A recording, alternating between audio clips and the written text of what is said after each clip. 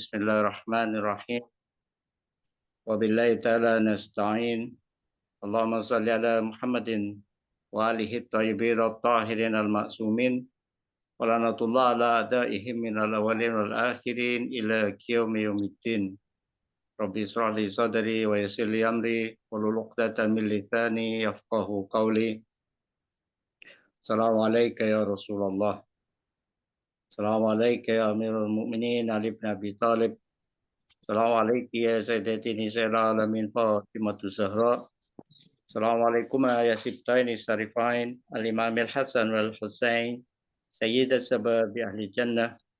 Assalamualaikum ya a'immatana min wuldil Husain wala siyama jalallahu ta'ala farajah. Assalamualaikum warahmatullahi wabarakatuh. Warahmatullahi wabarakatuh. Ustadz, afwan suaranya agak terputus-putus, Ustadz. Oke. Ya. Qala Allah Ta'ala fil Qur'anil Karim, a'udzu billahi minasyaitonir rajim. Bismillahirrahmanirrahim. Walladzina jahadu fina lanahdiyannahum subulana. Shadaqallahul aliyul azim. Alhamdulillah berkat lutuf dan inayah Allah Subhanahu wa taala, malam ini kita dapat melanjutkan kajian putar akidah yang dilaksanakan oleh Departemen Kaderisasi Pimnas Ahlul Bait Indonesia.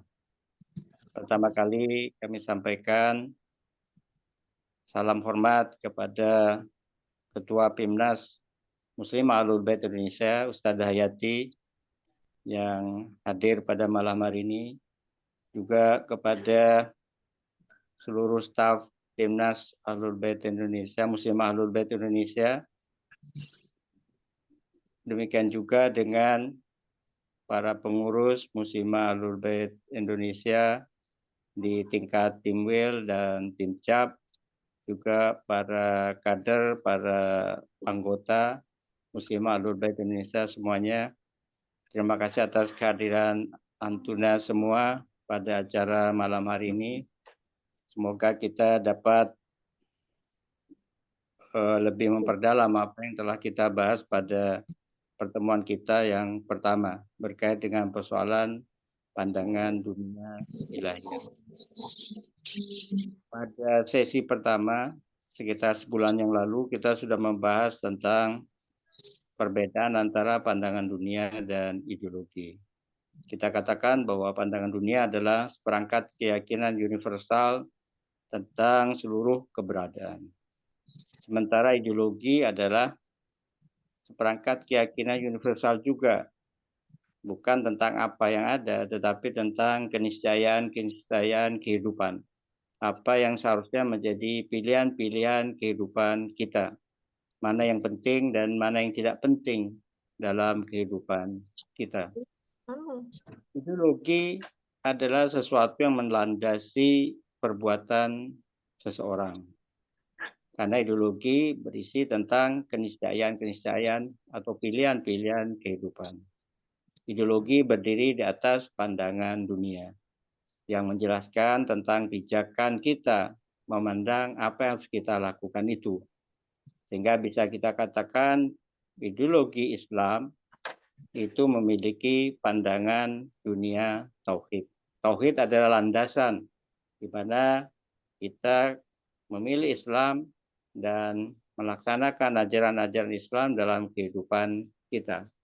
Karena Allah Subhanahu wa taala adalah sumber segala sesuatu dan kepadanya kita kembali, maka ajaran Islam menuntun kita untuk menyembahnya, beribadah kepadanya, menaatinya, dan melaksanakan semua perintah-perintahnya serta menjauhi larangan-larangannya.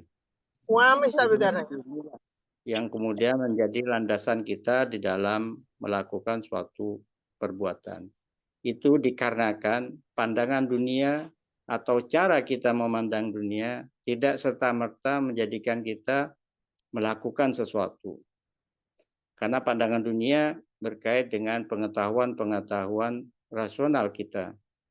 Sementara ideologi itu merupakan turunan dari pandangan dunia.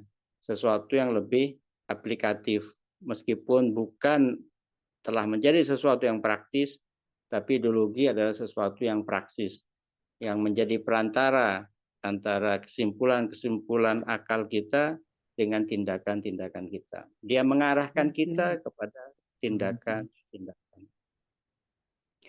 Bisa kita katakan bahwa kalau pandangan dunia itu masuk dalam kategori ilmu atau pengetahuan, sementara ideologi itu merupakan turunan dari pengetahuan. Sehingga kalau kita kategorikan dalam ajaran Islam, ideologi itu berkait dengan persoalan keyakinan, berkait dengan persoalan penyikapan, subjektivitas kita. Karena akal tidak bersifat subjektif. Tetapi yang merupakan turunan dari akal, yaitu pengetahuan yang bersifat kolbiah, itu bersifat subjektif. Dia sudah masuk ke dalam ranah penyikapan-penyikapan. Cinta bukan muncul di akal. Cinta adalah sesuatu yang ada di hati kita.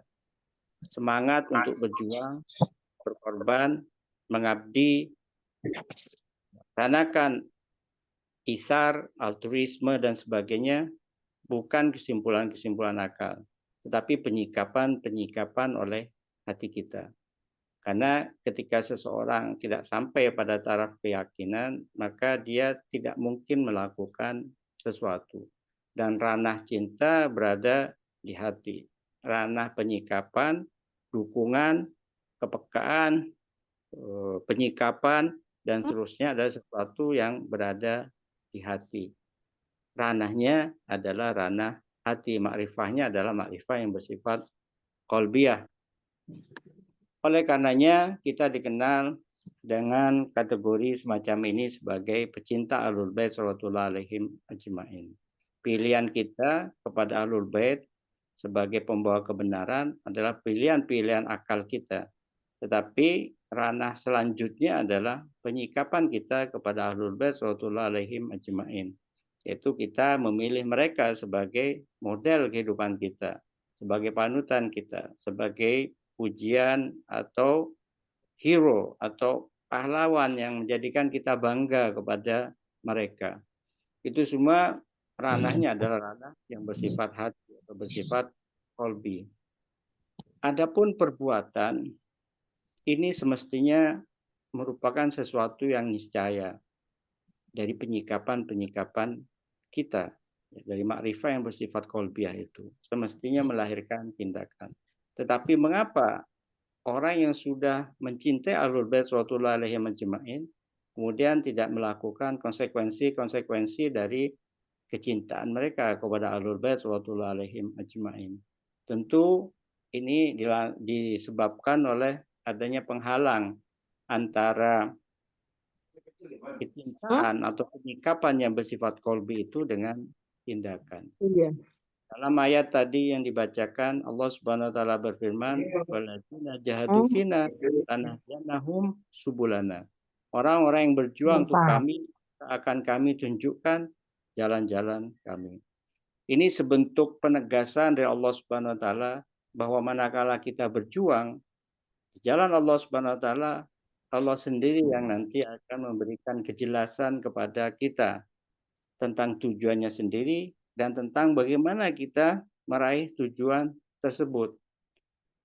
Karena kita berkeyakinan bahwa Allah adalah zat yang maha mampu melakukan segala sesuatu. Dia adalah wujud yang hidup. Jadi semestinya ketergantungan kita adalah ketergantungan kepadanya, bukan ketergantungan atas kemampuan personal kita, kemampuan mandiri manusiawi kita. Karena bagaimanapun sisi-sisi manusiawi kita memiliki kelemahan, memiliki kekurangan, memiliki keterbatasan-keterbatasan. Ada hal-hal lain dalam diri kita yang kemudian terkadang menjadi penghalang kita untuk secara konsisten melaksanakan nilai-nilai agama kita. Oleh karenanya kita memerlukan imdad, memerlukan pertolongan dari Allah Subhanahu wa taala. Oleh karenanya ketika kita sudah mulai bertindak, maka Allah akan menuntun kita pada tindakan yang benar dan mengarahkan kita kepada Allah Subhanahu wa taala. Dalam ayat lain Allah Subhanahu wa taala berfirman, "Wattaqullah wa yu'allimukumullah." Bertakwalah kalian kepada Allah, maka Allah akan mengajari kalian. Takwa adalah syarat untuk beroleh pelajaran dari Allah Subhanahu wa taala tentang dirinya, tentang Rasulnya, tentang Ahlul Bait, dan tentang bagaimana kita menempuh kedekatan dengan Allah, dengan Rasul, dan Ahlul Bait sallallahu alaihim ajma'in. Takwa berarti melaksanakan semua kewajiban-kewajiban kita dan menjauhi larangan-larangan yang diberikan Allah Subhanahu wa taala kepada kita. Manakala kita melaksanakan konsekuensi itu, yaitu melaksanakan kewajiban dan menghindarkan larangan, maka Allah akan menuntun kita dan bahkan mengajari kita. Karena bagaimanapun Allah Subhanahu wa taala adalah guru, bahkan maha guru terbaik dan maha guru yang mampu memberikan pencerahan bagi hati dan akal kita untuk sampai kepada tingkat tertinggi yang bisa diraih oleh manusia. Jadi berjuang, berbuat adalah sarana bagi kita untuk mendapatkan ilmu. Bukan hanya satu sisi ketika orang mengatakan berilmu dulu, baru kemudian berbuat. Kan semestinya seperti itu. Mempelajari sesuatu, kemudian kita baru melakukan perbuatan. Tetapi di ayat-ayat ini Allah Subhanahu wa taala membalikkan keadaan itu, yaitu apa? Kita didorong untuk melakukan perbuatan-perbuatan tertentu, memulai sesuatu untuk melaksanakan dan berusaha melaksanakan kewajiban kita. Maka Allah nanti akan memberikan jalan bagi kita, memberikan ilmu kepada kita, memberikan penerangan kepada kita. Jadi tidak bisa kita misalnya kita harus menyelesaikan suatu tingkatan tertentu dalam meraih pengetahuan, baru kita akan melaksanakannya. Tidak. Kenapa? Karena ada ilmu yang sifatnya pemberian dari Allah Subhanahu wa taala yang syaratnya adalah kita melaksanakan kewajiban-kewajiban kita. Contohnya, kita membersihkan hati kita. Karena ilmu adalah sesuatu yang suci, dia tidak akan turun kepada sesuatu yang tidak suci. Maka ketika kita menjaga kesucian pikiran kita, kesucian hati kita, kesucian motivasi kehidupan kita, maka Allah akan mendatangkan ilmunya kepada kita, yang dengan itu kita semakin bersemangat ya, untuk berkhidmat kembali. Dan ketika kita sudah semakin bersemangat dalam berkhidmat, maka Allah berikan lagi ilmu kepada kita. Ittaqullah wa yu'allimukumullah. Kemudian kita bertakwa lagi, Allah beri lagi ilmu. Kemudian kita semakin bertakwa, semakin melaksanakan kewajiban-kewajiban kita, maka Allah akan semakin lagi memberikan pemahaman kepada kita. Ini adalah jalur yang mungkin adalah jalur kita. Orang-orang yang bisa kita katakan kita semua bukan berada pada jalur ilmiah.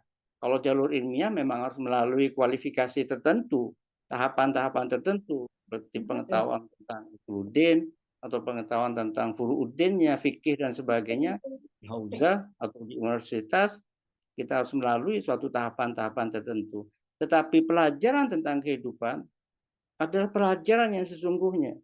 Yang terkadang hal-hal yang bersifat pengetahuan rasional di universitas dan hauzah itu tidak bermanfaat dalam kehidupan kita. Tetapi ada jenis ilmu lain yang Allah berikan kepada kita sehingga kemudian hati kita terbuka. Bahkan Islam, bahkan ajaran Islam pun sebetulnya adalah pembukaan hati kita oleh Allah Subhanahu wa taala. Allah Subhanahu wa taala berfirman, "Afa yasrahu sadrahu lil Islam fa huwa ala nurim min rabbih." Orang yang dibukakan dadanya untuk Islam, maka Allah akan mencerahi kehidupannya. Dia berada dalam cahaya Allah Subhanahu wa taala.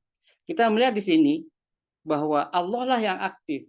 Sementara kita mendekat kepada Allah, meminta untuk mendapatkan pemahaman tentangnya, memahami Ar-Rasul sallallahu alaihi wasallam, memahami Ahlul Bait sallallahu alaihi majma'in kepada Allah Subhanahu wa taala secara langsung, secara mandiri, karena Allah Subhanahu wa taala adalah wujud yang maha mampu melakukan segalanya. Bahkan untuk menjelaskan tentang tauhid berkaitan dengan dirinya, Allah lebih berhak untuk menjelaskan dirinya kepada kita. Dalam doa Arafah misalnya Imam Husain alaihissalam berseru, "Ya Allah, kapankah engkau ini tidak jelas sehingga engkau memerlukan sesuatu selainmu untuk menjelaskanmu?" Allah sendiri mampu menjelaskan tentang dirinya kepada kita. Rasul Shallallahu Alaihi Wasallam lah yang paling bisa menjelaskan kepada kita. Tidak bisa kita katakan bahwa Rasul itu wafat sehingga tidak bisa berbicara. Tetapi jalur ilmu bukan hanya melalui jalur secara panca indera, melalui mulut, melalui telinga, dan sebagainya. Tapi karena ada fakultas-fakultas lain dalam diri kita, yaitu akal dan hati, yang bisa digunakan oleh Rasul SAW untuk mengajari kita. Dan kita tidak boleh menyangka Rasul wafat atau Imam Husain wafat. Ya, dalam ayat Al-Quranul Karim bisa dikatakan, bukanlah orang-orang yang gugur di jalan Allah itu mati. Bal ahya inda rabbihim yurzaqun. Mereka itu hidup. Wala tasabanna alladziina qutilu fi sabilillahi amwata. Bal ahya inda rabbihim yurzaqun. Janganlah kalian menyangka orang yang terbunuh di jalan Allah itu mati. Tidak, mereka itu hidup dan beroleh rizki, yurzaqun. Dan mereka bisa memberikan rizkinya itu kepada kita. Ketika Ahlul Bait Rasulullah alaihi majma'in sedang dalam kesusahan, ketika dalam kehidupan dunia ini, wa yutimuna ta'ama ala bihi miskina wa yatima wa asira, tetapi mereka memberikan sesuatu yang mereka butuhkan dalam kehidupan dunia ini dengan susah payah kepada fakir miskin, anak yatim, dan para tawanan.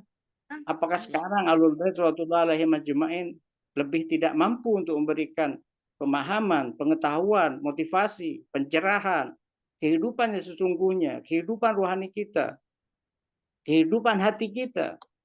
Bukankah Al-Husain alaihissalam adalah guru terbaik kita hari ini? Yang kerinduan kepadanya itu mencerai hati kita, yang mendatangkan daya tarik sedemikian rupa sehingga orang-orang seluruh dunia berbondong-bondong datang ke makam sucinya, memotivasi, memberi pencerahan. Orang tiba-tiba menjadi ikhlas untuk memberi. Orang kemudian bersedia untuk berkorban. Ini adalah jalur yang semestinya bagi kita manfaatkan. Karena kita memiliki kapasitas lain. Kita juga punya fitrah, kita juga punya hati, kita punya ruhani. Bukan saja kita punya akal untuk memahami sesuatu. Karena pemahaman akliyah hanyalah sebagian dari bentuk pemahaman yang kita butuhkan dalam hidup dan kehidupan ini. Sarana-sarana lain yang ada dalam diri kita harus kita gunakan untuk memperoleh pencerahan, untuk memperoleh cahaya yang dengan itu ruhani kita hidup. Kedekatan kita kepadanya itu menjadi benar-benar, bukan sesuatu yang kita hanya persepsi secara akliyah, secara rasional, tidak. Tetapi benar-benar bahwa hati kita dicerahi oleh Allah Subhanahu wa taala dengan Islam. Bahwa hati kita dicerahi oleh Allah Subhanahu wa taala dengan cahaya Ahlul Bait sallallahu alaihi wasallam. Kita kadang mempersepsi Allah sebagai mati. Hanya kita saja aktif. Ahlul Bait mati. Sholat mati. Puasa mati. Padahal Allah berfirman, wasta'inu bisobri wassalah. Memintalah kalian pertolongan dengan sabar dan sholat. As-sabr katanya itu adalah puasa dan sholat. Mintalah kalian pertolongan dengan sabar dan sholat. Berarti sabar dan sholat adalah sesuatu yang hidup.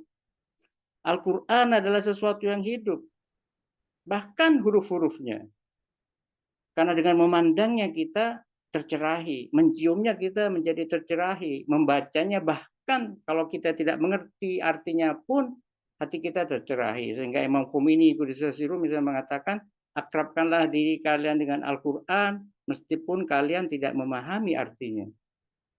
Ini kenapa? Karena ini misterius dan ini adalah jalur agama kita yang tampak kemudian oleh orang-orang dikatakan tidak rasional hanya karena tidak tampak. Sesuatu yang rasional tidak harus tampak, tidak harus terlihat, tidak harus terasa secara panca indera, tidak. Sesuatu yang hidup adalah sesuatu yang hakikatnya adalah menghidupkan kita. Dan Ahlul Bait telah menghidupkan kita dan Al-Quran telah menghidupkan kita.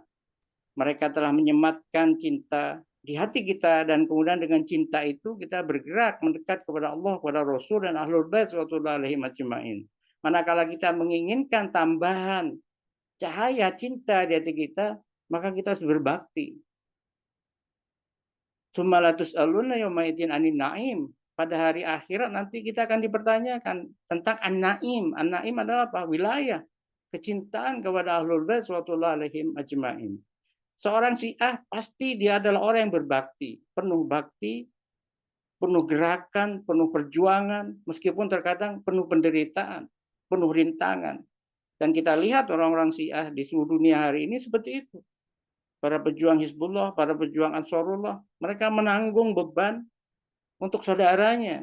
Bahkan kalaupun mereka tidak beroleh penghormatan yang semestinya dari saudara-saudara mereka. Karena bagi mereka itu bukan sesuatu yang penting. Orientasi mereka adalah orientasi ilahi. Hati mereka terletak di langit, meskipun kaki-kaki mereka terletak di bumi. Tindakan kita di dunia ini menentukan kualitas ruhaniah kita dan kedekatan kita dengan Allah, Rasul, dan Ahlul Bait sallallahu alaihi wasallam. Ini adalah karunia ilahi yang diberikan kepada kita. Karena kita dipilih oleh Allah, oleh Rasul, dan Ahlul Bait untuk menjadi orang Syiah. Karena menjadi Syiah itu bukan pilihan kita. Kita tidak pernah memesan kepada orang tua kita untuk menjadi Syiah. Tiba-tiba kita lahir ke dunia, kemudian kita punya tetangga Syiah, kita jadi Syiah. Karena kita asik baca buku tentang revolusi Islam Iran, maka kita jadi Syiah. Karena kita suka filsafat, membaca buku-buku filsafat, kemudian kita menjadi Syiah. Kemungkinan apa yang terjadi pada peristiwa Syura dan Arba'in, kemudian kita mencintai Imam Hussein. Hanya mungkin karena terenyuh hati kita sedikit, tapi dengan terenyuhnya hati kita atas penderitaan Ahlul Bait, kemudian hati kita semakin menjadi lapang dan semakin menjadi peka. Ini sesuatu yang misterius yang menjadikan kemudian kita menjadi orang-orang pilihan. Maka orang Syiah mungkin tidak akan pernah banyak. Kenapa? Karena memang yang pilihan itu selalu sedikit. Dan orang yang sedikit itu selalu dicari. Kita adalah orang-orang yang mungkin dicari. Karena kita adalah orang-orang yang memiliki kualitas. Maka orang-orang yang terpilih sebagai Syiah, karena mereka orang pilihan, maka semestinya tindakannya adalah tindakan orang-orang terpilih. Sehingga kita berbakti, sehingga orang mengatakan benar bahwa Ja'far as-Shadiq alaihissalam telah mendidik para pengikut-pengikutnya sedemikian rupa.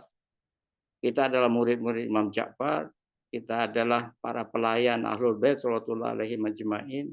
Kita selalu dalam gerakan ini dan kita merasa bangga meskipun mungkin kehidupan kita penuh derita, penuh pengasingan, penuh cibiran dan seterusnya. Tapi begitulah menjadi sesuatu yang berharga dan penting, biasanya setara dengan tantangan-tantangannya. Manakala kita ingin berdagang dan peroleh keuntungan besar, maka kita harus berdagang dengan modal besar. Tetapi resikonya juga besar. Tapi manakala kita tidak siap, kita bisa berdagang kecil-kecilan. Tapi kita tidak akan pernah mendapatkan keuntungan yang besar. Karena modal kita pun kecil. Kita telah dikembangkan kualitas kita oleh Ahlul Bait sallallahu alaihi majma'in. Kita berada di surga. Suatu ketika seseorang datang kepada Imam Ja'far as-Shadiq dan berkata, "Wahai putra Rasulullah, doakan supaya kami masuk surga." Imam Ja'far berkata, "Aku berdoa supaya engkau tidak keluar dari surga." Kata orang itu, "Kami belum lagi masuk surga, wahai putra Rasulullah." Imam Ja'far berkata, "Bukankah kecintaan kepada kami itu adalah surga?" Pecinta Ahlul Bait sedemikian rupa menyasar sang kekasih, bukan sesuatu yang didapatkan oleh sang kekasih. Ya Allah, kalau engkau tempatkan aku di nerakamu, maka aku akan berkeliling di antara penduduknya, kata Imam Ali alaihissalam, dan aku akan bercerita kepada penduduk neraka itu betapa besar cintaku kepadamu. Orang yang pernah merasakan cinta ilahi, dia tidak akan mengubah cinta ilahinya itu dengan cinta yang lain. Dalam Munajat Al-Asikin, Imam Ali Zainal Abidin As-Sajjad misalnya berkata, "Ilahi man dalladzi dzaqa halawata mahabbatika faroma minka badala." Tuhanku, siapakah orang yang pernah merasakan manisnya mencintaimu, kemudian mencari pengganti selain dirimu. Ini hakikat cinta. Yang disasar adalah sang kekasih. Yang dicari adalah Imam Husain. Yang dicari adalah Sayyidah Zainabnya, bukan sesuatu yang dia dapatkan dari Imam Husain alaihissalam. Suatu ketika seorang ulama merasa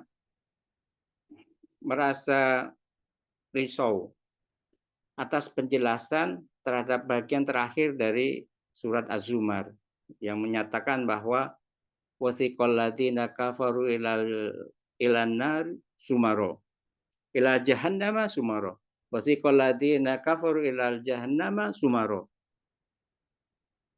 Nanti orang yang akan digiring ke neraka itu akan ditarik, dicocok hidungnya kemudian ditarik. Jadi seperti terpaksa dia masuk neraka. Memang begitulah orang yang masuk neraka, nggak mungkin dengan sukarela. Oke, saya masuk neraka. Enggak, pasti dia akan memberontak dan malaikat kemudian menarik dan melemparkannya ke neraka, ke dalam jahanam. Cuma anehnya di bagian terakhir dari ayat itu berbunyi wasiqal ladzina taqarrabahum ilal jannati zumaro, bahwa orang-orang yang masuk surga itu secara bergerombolan nanti akan ditarik ke dalam surga. Ulama ini mempertanyakan, kalau masuk neraka dipaksa ditarik sesuatu yang lumrah, tapi kalau orang masuk surga harus ditarik-tarik itu sesuatu yang aneh, harus dipaksa masuk surga. Ulama ini bertanya kepada ulama lain tentang tafsir ayat ini, tapi penjelasan mereka tidak memuaskan. Beberapa lama dia belum memperoleh jawaban, hingga suatu ketika dia menemukan suatu riwayat bahwa orang-orang yang bekerja untuk Imam Husain alaihissalam, berbakti, mengadakan acara syuro, arba'in, menyediakan hidangan, kemudian juga menjadi panitia di acara-acara syuro dan arba'in, atau berkhidmat, yang khidmat itu didedikasikan untuk Imam Husain alaihissalam, maka nanti orang ini ketika masuk surga, Allah akan memberinya kesempatan untuk bertemu dengan Imam Husain alaihissalam. Dan Imam Husain akan persilahkan. Imam Husain sendiri nanti akan persilahkan supaya orang itu masuk ke dalam surga. Silakan, karena kalian telah berbakti untukku, maka kalian sekarang masuklah ke dalam surga. Nah, ketika rombongan-rombongan itu, misalnya Husainiyah satu kumpul, kemudian masuk ke surga, diantar oleh Imam Husain. Nah, ketika mereka bertemu dengan Imam Husain, mereka itu merasa bahwa ini lebih dari surga. Menatap wajah Abu Abdillah Husain alaihissalam itu lebih nikmat daripada masuk surga. Sehingga mereka berkerumun di sekeliling Imam Husain alaihissalam dan tidak bergerak di situ. Itulah yang kemudian menjadikan para malaikat menarik mereka dan melemparkannya ke surga. Karena mereka belum berada pada posisi yang memadai untuk dekat dengan Abu Abdillah Husain alaihissalam. Itu hanya sahabat khusus Imam Husain saja yang berhak untuk bersama Imam Husain alaihissalam. Kenapa? Karena mereka melihat bahwa Imam Husain alaihissalam lebih dari surga itu. Bagi kita, keridhaan Abu Abdillah Husain alaihissalam lebih baik dari segalanya. Sehingga ketika kita memiliki Abu Abdillah Husain alaihissalam, nggak ada yang tidak kita miliki. Tapi kalau kita kehilangan Abu Abdillah Husain alaihissalam, maka nggak ada yang kita miliki sebetulnya. Inilah yang menjadikan Ahlul Bait sallallahu alaihi majma'in ar-Rasul dan Allah Subhanahu wa taala adalah motivasi tujuan kita. Kendati kita sendiri dalam kehidupan ini mungkin mengalami banyak rintangan, banyak godaan, banyak kesakitan, banyak penderitaan dan sebagainya. Tapi orang yang dicerai hatinya oleh Allah Subhanahu wa taala dengan Islam, dengan kecintaan kepada Ahlul Bait sallallahu alaihi majma'in, mereka akan tetap berada pada garis itu. Semakin merasa dekat. Maka kita lihat bahwa para syuhada kita, dengan para pejuang kita, dengan wajah senantiasa berseri, mereka mengharapkan kematian terbaik. Kenapa? Karena ingin membuktikan bahwa mereka itu adalah pecinta. Bukan hanya bukti kepada sang kekasih, yaitu Allah, Rasul, dan Ahlul Bait. Tapi membuktikan kepada diri mereka bahwa cinta mereka itu sudah sampai pada tingkatan ketulusan sedemikian rupa. Mereka tidak peduli dengan sesuatu selain Allah, Rasul, dan Ahlul Bait sallallahu alaihim ajma'in. Ikhwan dan akhwat sekalian, ya, mungkin akhwat ya di sini. Mungkin ada juga beberapa orang ikhwan. kembali bahwa persoalan pandangan dunia itu merupakan persoalan yang fundamental bagi kita. Ya, pencarian kita atas kebenaran Islam, kebenaran Ahlul Bait radhiyallahu alaihim ajma'in dan seterusnya itu memang memerlukan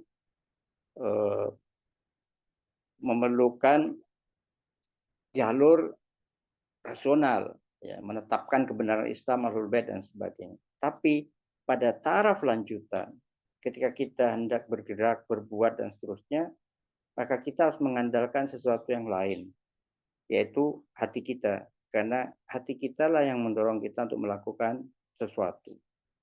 Ya, ketika kita berlari karena di pinggir jalan ada anak kecil yang hendak ditabrak oleh mobil, kita berlari, kemudian kita dorong anak kecil itu ke samping dan membiarkan tubuh kita sendiri tertabrak oleh mobil, maka itu pasti bukan sesuatu yang muncul dari akal kita. Itu pasti muncul dari hati kita. Karena hati itu bersifat spontan.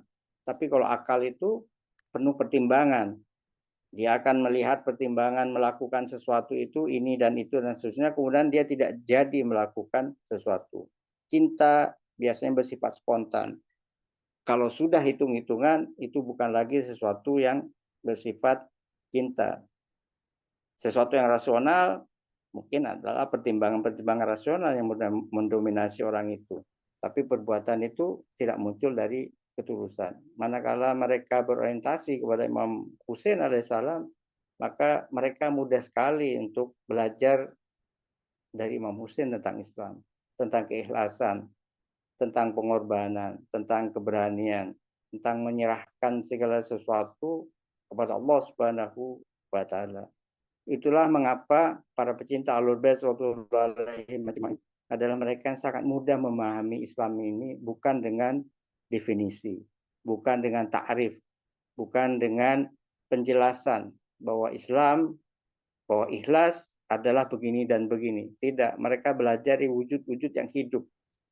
Dari Imam Husain, dari Sayyidah Zainab alaihissalam. Mereka langsung belajar dari mereka yang sebetulnya pada dasarnya kalau kita balik, mereka yang sebetulnya mengangkat tangan kita, mengangkat hati kita dan seterusnya untuk bergerak. Kalau kita pahami dari diri kita, kita mungkin kita katakan kita terinspirasi oleh perjuangannya. Tapi manakala kita meyakini sesuatu yang bersifat non materi, yang bersifat ruhani, sesuatu yang bersifat rahasia dan penyingkapan dari Allah Subhanahu wa taala, maka kita bisa simpulkan bahwa itu adalah tarikan mereka. Rahbar misalnya mengatakan bahwa ketika seseorang berdoa, lebih dari dikabulkannya doa, maka ketika dia berdoa, dia harus bersyukur karena dia bisa berdoa. Karena berarti dia ditarik oleh Allah Subhanahu wa taala ke hadapannya. Dalam suatu hadis qudsi misalnya dikatakan ketika seseorang berdoa kepada Allah Subhanahu wa taala dan orang itu tidak disukai oleh Allah Subhanahu wa taala, Allah berfirman kepada para malaikat supaya mengabulkan permohonannya. Kata Allah Subhanahu wa taala supaya dia cepat-cepat pergi dari hadapanku. Tapi manakala Allah Subhanahu wa taala menyukai seseorang, Allah berfirman kepada malaikat supaya jangan mengabulkan permohonannya. Wahai malaikat, jangan kabulkan permohonannya, karena aku menyukai suaranya. Jadi kalau Allah menyukai seorang hamba, dia akan bawa dia kepada kedekatan tertentu sedemikian rupa, sehingga dia mengeluh, mendoa, menjerit, berteriak, mengadu, menceritakan segala sesuatu tentang persoalan-persoalan kehidupannya. Itu adalah sebentuk dan sarana bagi sang pecinta untuk berkomunikasi dengan sang kekasih. Seperti Nabi Allah Musa alaihissalam ketika masuk ke Bukit Tursina untuk bertemu Allah Subhanahu wa taala, dia suruh melepaskan terompahnya. Fa'na na'alaik innaka fil wadil muqaddasi tuwa. Sesungguhnya engkau berada di tempat yang suci, lembah yang suci, disebut dengan At-Tuwa. Kemudian Allah bertanya kepada Musa, wahai Musa, apa yang ada di tanganmu? Kemudian Musa menjelaskan, ini adalah tongkat ya Allah. Dengannya aku merambah makanan untuk ternak-ternakku dan dengannya aku bertelekan untuk menopang tubuhku. Ini apa sebetulnya? Allah pakai tanya, apa yang di tanganmu? Bukankah Allah Maha mengetahui? Musa pun pakai cerita lagi. Cerita bahwa ini adalah tongkat. Fungsi tongkat itu adalah untuk menopang tubuh dan merambah tanaman untuk memberi makan domba-domba. Apa penjelasannya sehingga harus ngobrol seperti itu? Begitulah sang pecinta dengan sang kekasih. Pecinta dan kekasih itu ingin berlama-lama. Berlama-lama untuk mengungkapkan rasa cinta dan penerimaan cintanya. Sehingga komunikasi itu diperpanjang. Begitupun orang yang cinta ilahi, dia tidak lagi melihat jumlah rakaat sholatnya. Bukan berarti dia tidak perhatian. Tetapi dia melihat bahwa sholat itu adalah perwujudan dari nilai tauhid itu. Sehingga dia merasa menikmati sholat itu. Dan dia berlama-lama dengan sholat itu.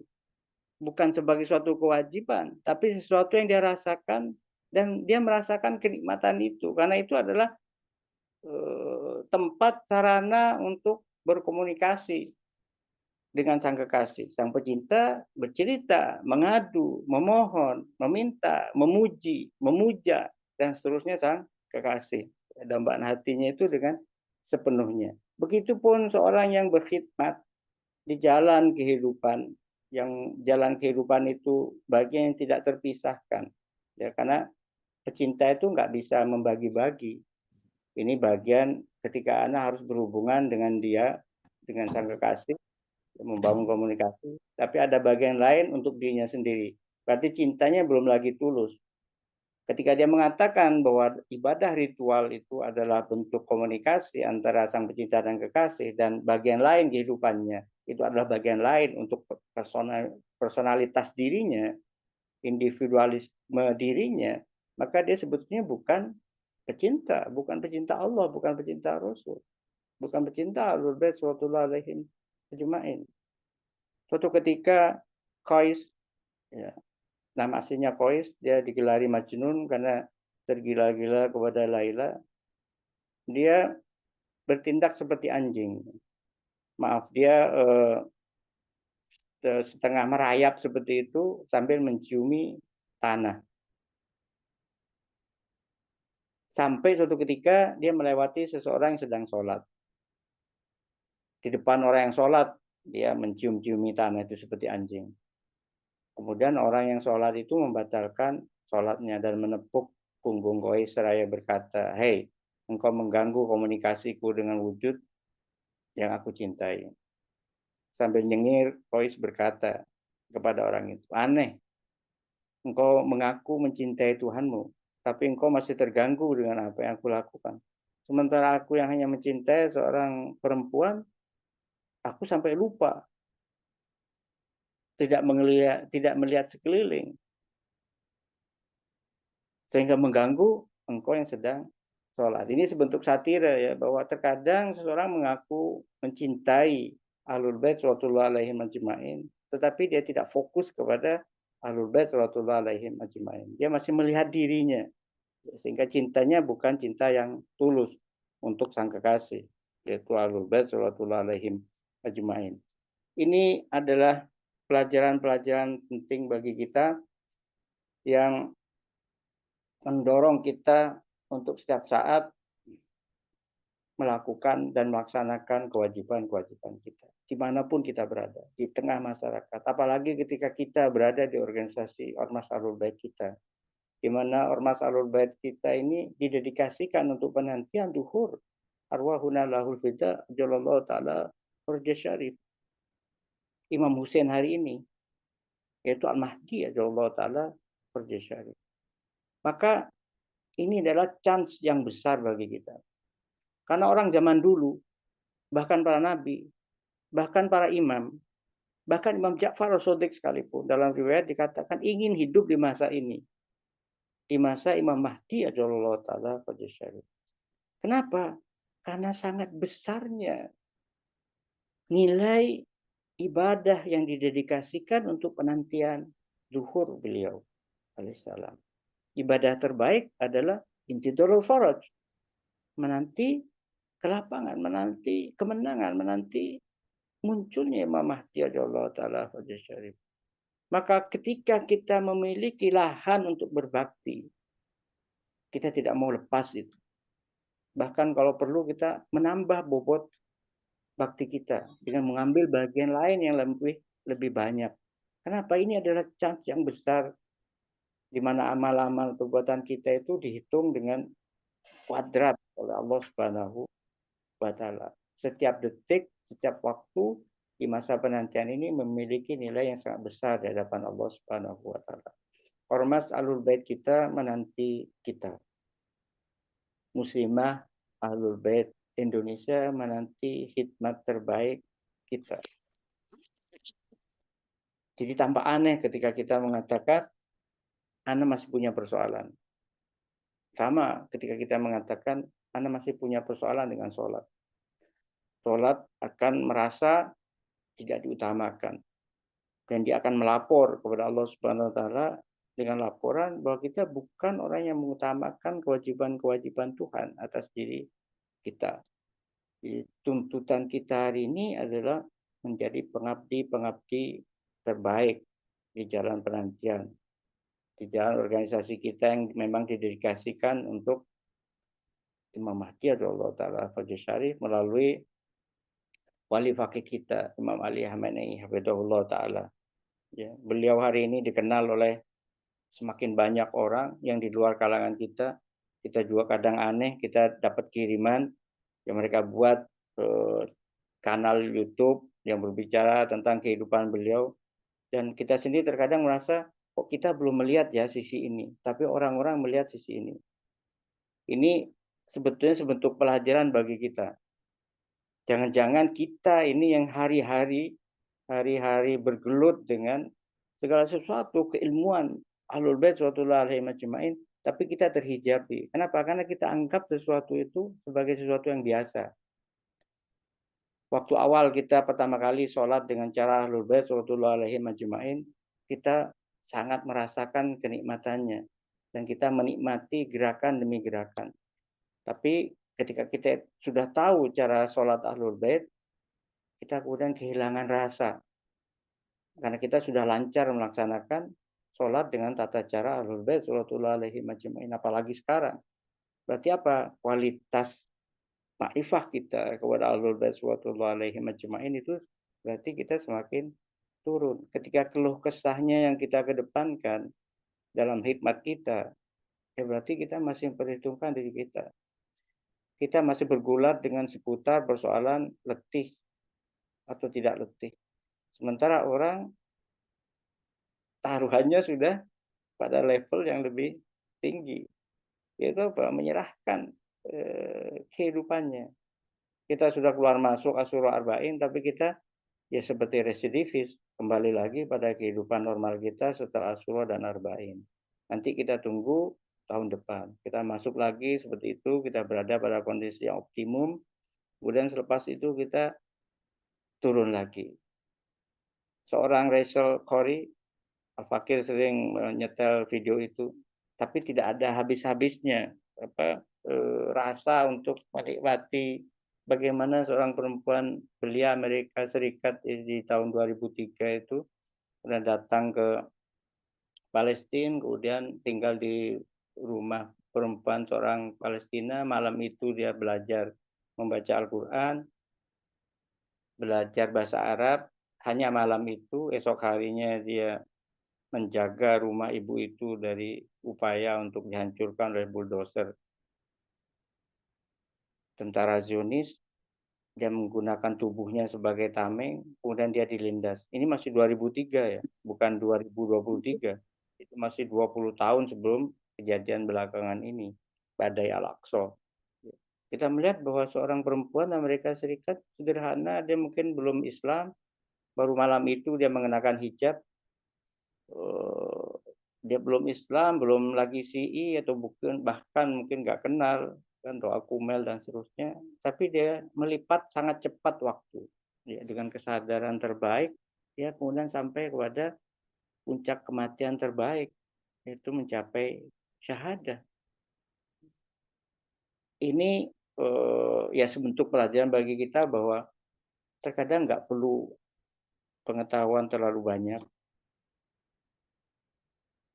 yang sedikit, tapi kita coba perhatikan dengan sungguh-sungguh dan coba kita renungkan agar sesuatu itu bernilai, maka mungkin itu lebih bermanfaat bagi kita. Karena kita yakin bahwa Allah, Rasulullah, dan Ahlul Bait sallallahu alaihi majma'in tidak akan diam begitu saja ya melihat kita yang mengaku sebagai pecintanya berusaha mati-matian untuk benar-benar menjadi pecintanya. Mereka pasti menolong kita baik dengan ilmu, kesadaran, motivasi, bahkan jalan-jalan pemecahan atas kesulitan kehidupan. Kita banyak sering membaca pernyataan Syahid Qasim Sulaimani, di mana di medan peperangan kalau dia menemukan kesulitan dia bertawasul sama Zaidah Zahra alaihissalam. Dan beliau muncul dan beliau menolong banyak sekali kesulitan-kesulitan di medan pertempuran. Kalau kita menganggap ini sesuatu yang aneh atau sesuatu yang mustahil, ya kita belum lagi menjadi orang yang beragama.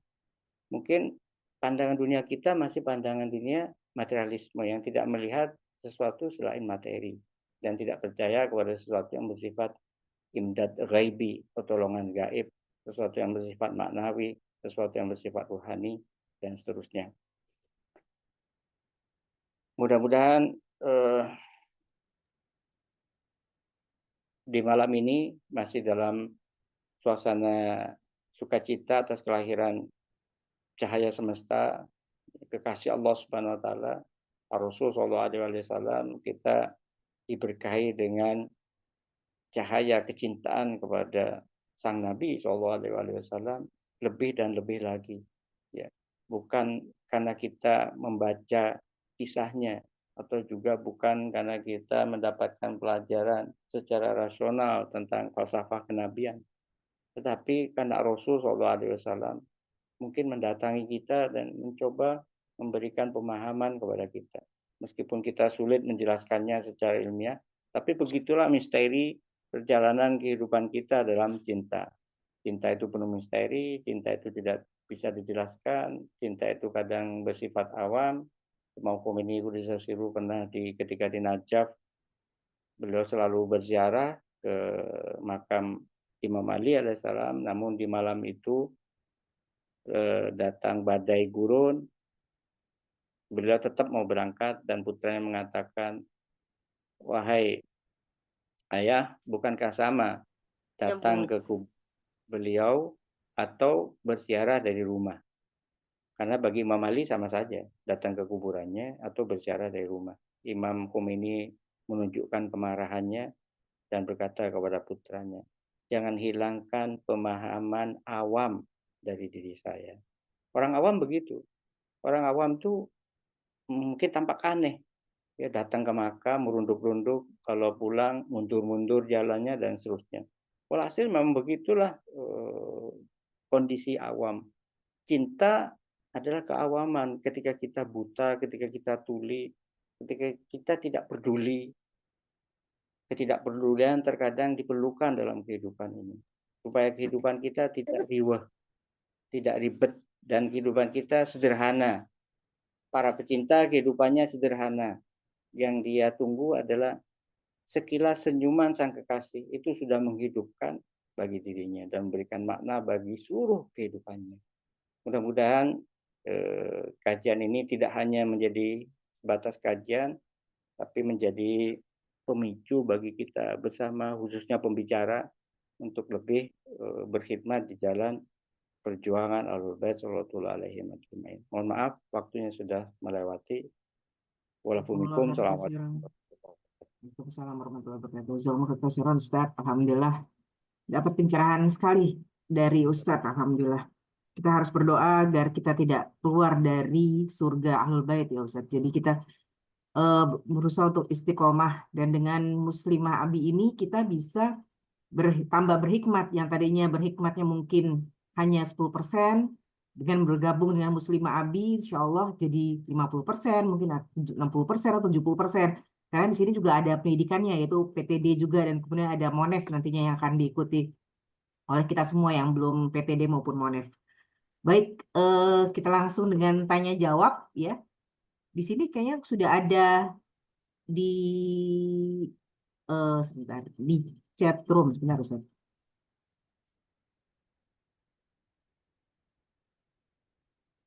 Di sini ada pertanyaan dari Ibu Zahra, bagaimana agar pandangan dunia ilahi ini kokoh dalam diri kita dan kesadaran terhadap pentingnya berorganisasi di masa penantian ini ada pada setiap orang.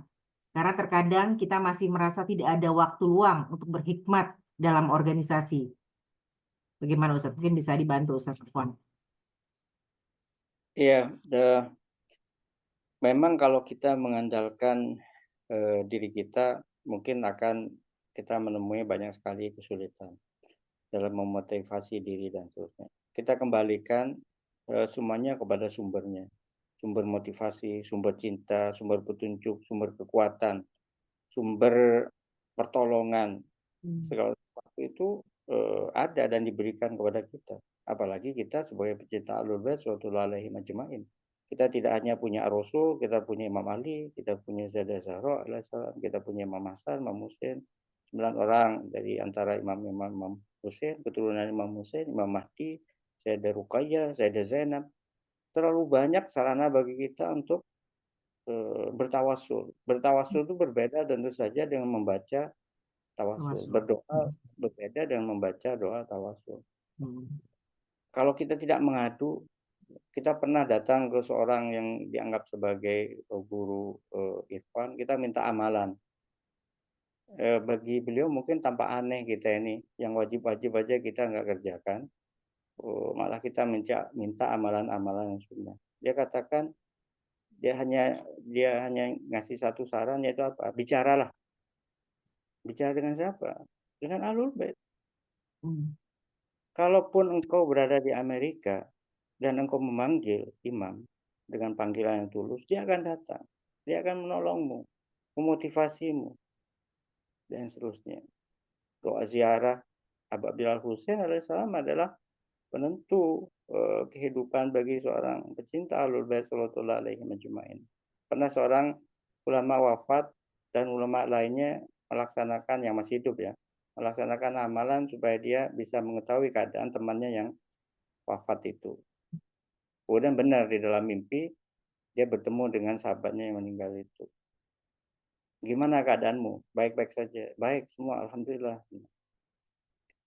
Kira-kira ada enggak sesuatu yang kau sesali ketika engkau hidup di dunia? Iya, ada satu. Apa? Aku setiap hari hanya membaca sekali doa ziarah Rasulullah. Jadi dia tahu betapa ziarah Rasulullah itu memiliki kandungan yang sangat dahsyat. Bahkan diriwayatkan bahwa ziarah Rasulullah itu adalah hadits qudsi dari Allah Subhanahu wa taala yang diajarkan sebelum kejadian-kejadian Asyura itu. Bahkan sampai pada tingkatan laknatnya, pada laknat-laknat kepada orang-orang nama-namanya itu mungkin nama-namanya belum lahir. Tapi ziarah itu sudah diajarkan oleh Allah Subhanahu wa taala melalui Rasul sallallahu alaihi wasallam. Ya mungkin belum diberikan karena mungkin teramat sulit bagi orang ya belum tahu sejarah peristiwanya dan seterusnya. Mungkin baru diajarkan oleh imam keberapa setelah peristiwa Asyura itu benar-benar terjadi. Jadi tidak ada sesuatu yang mustahil bagi Ahlul Bait sallallahu alaihi ajma'in. Mereka itu menolong ketika mereka sendiri dalam kesulitan. Apalagi mereka sekarang dekat dengan Allah Subhanahu wa taala. Yurzakun dan berizki dari Allah Subhanahu wa taala. Maka mereka kalau menolong kita itu lebih mudah hari ini. Kita mungkin bukan tawanan secara fisik, tapi kita tawanan dari kemalasan, tawanan dari hawa nafsu, tawanan dari ketidakjelasan hidup, tawanan dari motivasi yang bercabang-cabang, tawanan dari keribetan kehidupan kita, ketidaksederhanaan hidup kita. Mungkin kita bukan fakir, tapi kita mungkin fakir dari sisi apa? Motivasi yang lurus, orientasi yang cerah, yang untuk menapaki kehidupan kita. Karena seorang mukmin itu seharusnya tidak bersedih atas kehidupan duniawi mereka. Ya. Innal mu'minina la khaufun 'alaihim wa lahum yahzanun. Sesungguhnya orang beriman itu tidak takut dan tidak bersedih hati. Kalau kita muram dengan urusan duniawi, maka kita belum lagi menjadi pecinta Ahlul Bait sallallahu alaihi wasallam. Kecuali kalau kita sedih karena kita tidak bisa berbakti, karena kita tidak bisa berkhidmat. Maka kesedihan kita adalah kesedihan yang benar. Ini bukan tidak terjadi ya di masa Imam Ali alaihissalam ada seorang yang menarik nafas di hadapan Amirul Mukminin Ali alaihissalam. Imam Ali kemudian mengecam orang itu. Celakalah engkau. Apakah engkau menghela nafas karena urusan-urusan duniawimu? Jadi kalau kita masih sedih dengan sesuatu yang hilang dari kehidupan duniawi kita, maka kita memang belum berada pada posisi itu. Maka semestinya kita memohon lagi. Memohon kepada Ahlul Bait sallallahu alaihi wasallam. Gunakan sarana wasilah sekali lagi, bukan hanya langsung mungkin ke Rasul, kita merasa jauh dengan Rasul. Bahkan dengan Sayyidah Ruqayyah. Kita harus membangun sesuatu yang pribadi. Yaitu kan sarana-sarana wasilah yang diberikan oleh Allah SWT sebanyak-banyaknya. Atau Sayyidah Zainab, atau Imam Khomeini, atau rahbar kita.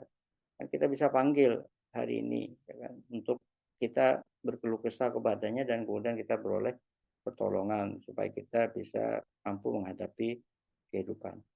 Jadi pecinta Ahlul Bait sallallahu alaihi majma'in itu memiliki sarana yang banyak untuk mencapai kehidupan yang terdepan.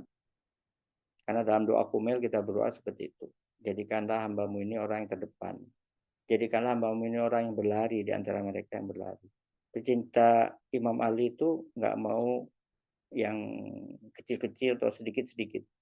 Dia maunya yang terdepan, yang terbaik. Kan kalau kita lihat doa dari Sayyid Abbas Musawi ya, yang syahid sebelum Sayyid Hasan Nasrullah itu doanya kan seperti itu. Jadikan hambamu ini syahid dengan cara syahid yang tidak ada padanannya. Kemudian benar saja dia syahid bersama anak dan istrinya itu dalam satu mobil yang dirudal oleh Zionis Israel ya tahun 94. Kemudian hancur semuanya tanpa bekas. Ya memang doanya. Jadi doa seorang mukmin itu akan dikabulkan. Ini mungkin agak ngeri juga bagi kita. Ya, kalau kita doa syahid, kita sendiri merasa tidak siap untuk itu. Sekali lagi, itu perlu pembelajaran, perlu proses, di mana kita diberi satu taklif yang mungkin masih tampak kecil. Kalau kita penuhi taklif itu, maka kita akan diberi oleh taklif yang lain. Wah, susah.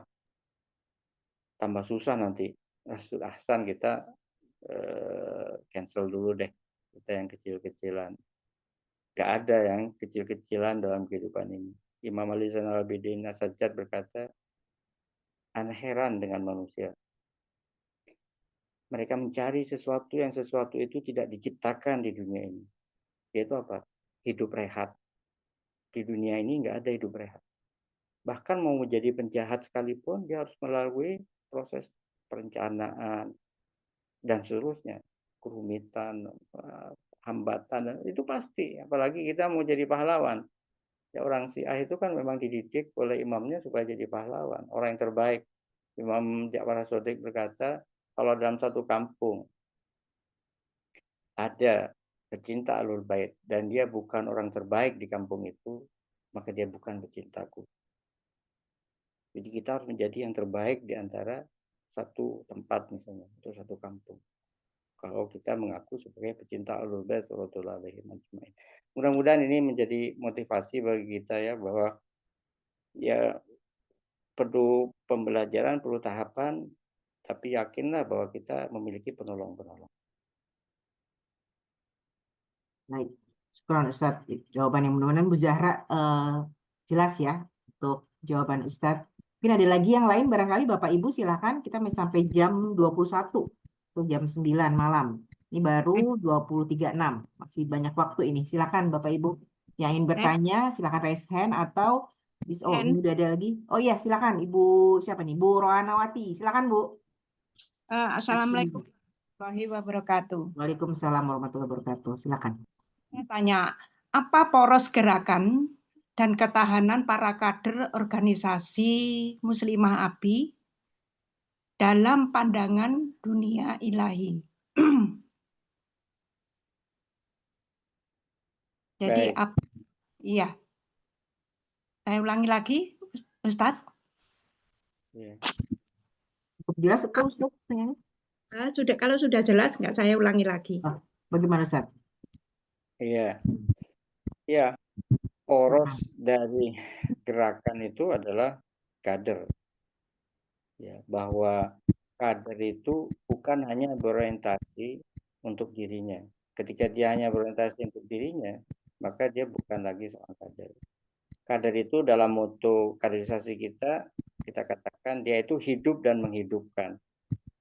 Jadi dia sendiri aktif dan mempengaruhi orang lain untuk aktif.